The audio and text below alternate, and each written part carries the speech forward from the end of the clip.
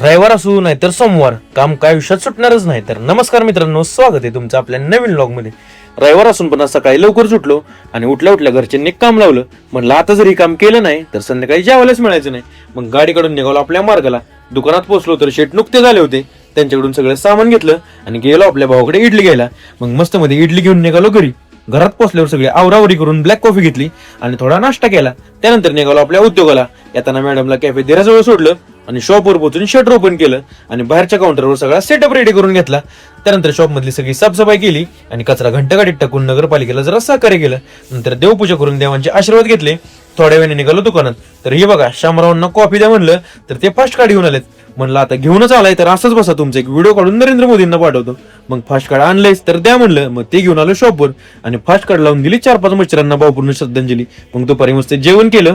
त्यानंतर गेलो कॅफे दिरामध्ये. तर तिथं सगळीच निवांत बसली होती. मग तिथनं गेलो पानावाल्या भाईकडे. भावांनो, ह्यो एकमेव प्रामाणिक भाऊ आहे जो सगळ्यांना विचारून चुना लावतोय.